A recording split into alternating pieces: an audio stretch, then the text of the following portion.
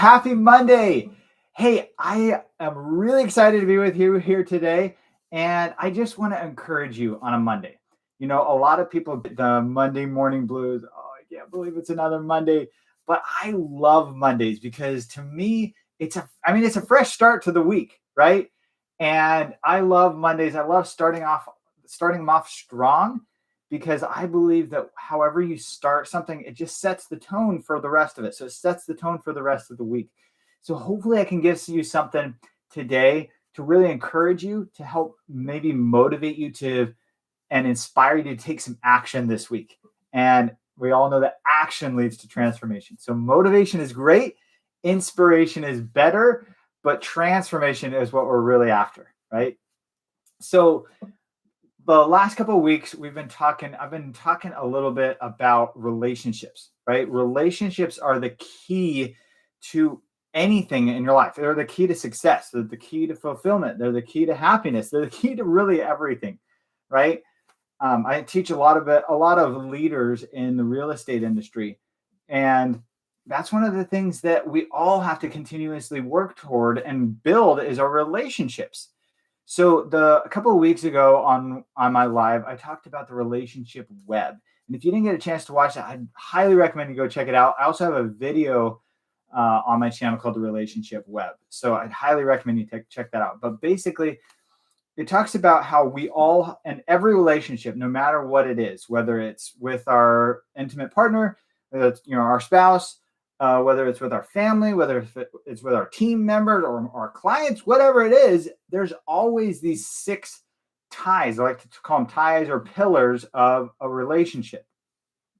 And they make up what I like to call basically the relationship web, because all of these ties working together, they create this really strong structure. They create this really strong web. But what happens is if any of them start to get loose or start to weaken, then it can start to weaken the rest of the web. So it's really important to really reinforce each of these ties on a regular basis. So first off, I want to say these are not in order of importance. They're just, I had to put them in some kind of order. Every one of the ties is important. The order of every one of the ties is really important. So just wanted to make sure that I got that out of the way, that all of them are important. The order of importance there's really no order. I just had to put them in order. So last time on my live, I talked about the tie of trust and how important trust is in a relationship. Today, I want to talk about love. Now, before we get into it, I want to reiterate, this is not just for intimate partners. This is not just for your spouse. This isn't just for your boyfriend or girlfriend. Every relationship needs a foundation, needs that tie of love. That's how the relationships work. So love isn't just a feeling. A lot of times people think that it's a feeling. We have this notion in our Western society that love is just this feeling that we get inside. And obviously the feeling is part of it. Human emotion is one of the most powerful things in the world. But it's not just that feeling. Love is actually an action. And even further than that, it's a decision. Love is about putting the needs of others before your own. That's really kind of the essence of love. So think about a mother and a baby. Would you think that any baby could ever be able to survive without the love of their mother? So from a purely physical standpoint, here's something I want you to kind of think through. So from a physical standpoint, it actually isn't in the mother's immediate self-interest to take care of the baby. Now, I know that sounds crazy, so hear me out. She sacrifices her own well-being for that baby. She sacrifices sleep. She sacrifices her body. She sacrifices her health in some cases. Whatever it is, she's making that sacrifice for her child. But they do it because they love the baby, and they should. That's how we were built, right? Love is a critical part of relationships. But I'm just saying, from a purely physical standpoint, it's not really in the mother's best interest for her own self-interest. Now, if you think about the baby, they've actually done studies where a baby doesn't get that love from the parent or parent figure, if you will. They get all the nutrients, they get all the stuff that they need physically, but they're neglected emotionally. Now, I don't know how they did this study. I hope they didn't just isolate babies to see what would happen. I don't think that's what happened. I think they just went back and they studied these cases. But basically, they found that the babies that didn't get held or touched, they had everything they needed physically, but they didn't feel that emotional action, that connection that we call love. They would die. The babies would actually die if they didn't have that connection. That is how important love is to humans. That's how important that connection is. It actually comes down to a physical necessity. You have to have love in the relationship. You have to have love in your life, or you can't survive. You literally can't survive without love. How crazy is that? The babies would actually die if they weren't cared for and felt loved. So how do you enhance and build love in your relationships? And I don't mean intimate relationships. It could be as well. But love, it is a key component of really any truly and meaningful and really functional relationships. You have to have love in there. So the first thing that you have to do is you have to understand it, right? The first step to changing anything, the first step to building anything is awareness. You have to know what you're dealing with. So number one is, like I said earlier, love, it is a decision. It's a choice to take action.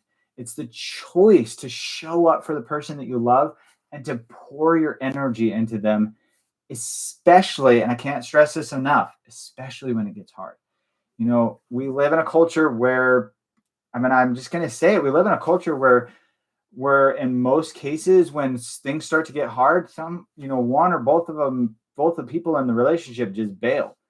And it's sad because that's what love is about, pouring in even when it gets hard. Now, I'm not saying I know every circumstance.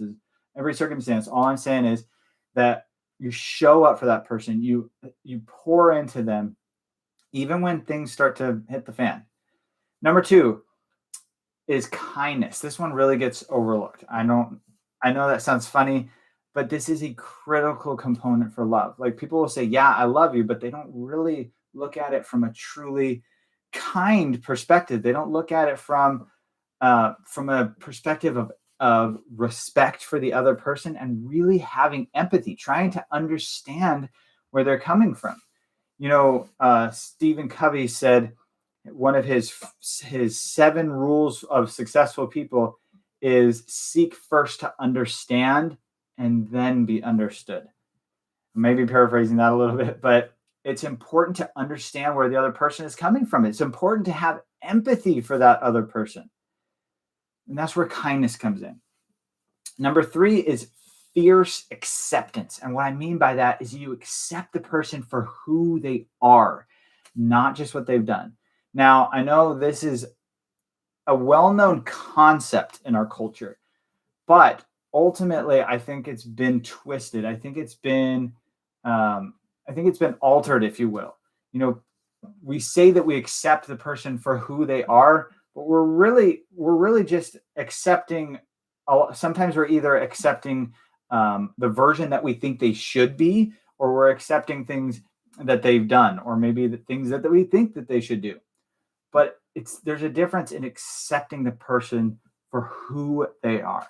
Now, before you ask, I get this question a lot. The question where people say, well, this person is doing something that I don't condone. I can't accept what the person is doing. Acceptance of the person is not the same as accepting their actions. The other person needs to know that you see them.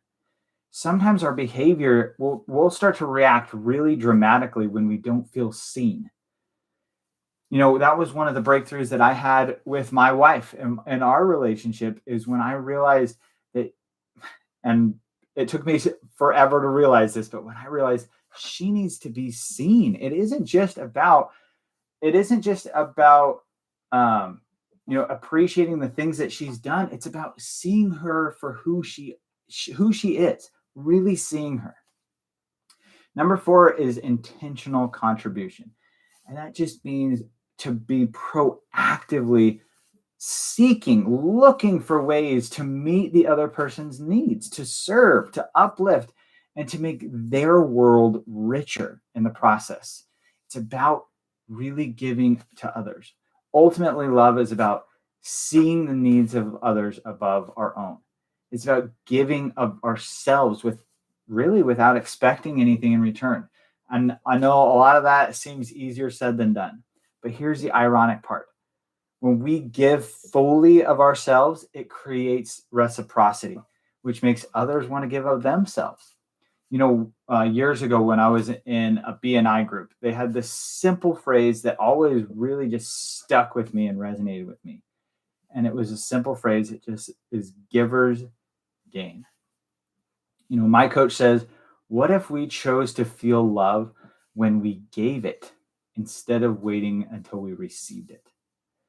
Don't keep score today. Be proactive in showing love and watch how it can completely transform your life and your relationships. That's love. That's the second tie to the relationship web. Next time, we'll be talking about communication. What I would encourage you to do today is look at these 4 areas in your life. Look at it at whether you are making that decision to show up. Are you really just making a choice and a decision? Look at how kind you're being to the people around you, whether it's like I said, your spouse, or whether it's maybe someone on your team. Remember to accept people for who they are. Everyone is completely different. And I know you know that, but sometimes we forget that. We know intellectually, but we forget it in our heart. And the 4th thing is intentionally contribute to people. Be proactive in seeing the needs that they need ahead of time. And hey, if you are a leader in real estate, I would love to have a conversation with you. I love working with leaders to help you be able to take your leadership game to the next level by understanding these really simple principles within the relationship web that can just massively amplify your influence and your impact on your team, on your organization, and on the world around you. And so if you're interested in that, just book a free discovery session with me. There's a link in my bio. I would love to talk to you. And everyone, thank you for being here on a Monday. Thank you for coming back and watching it if you're watching this as a replay. And next week next live we're going to be talking about communication. Thanks. Until next time. Bye.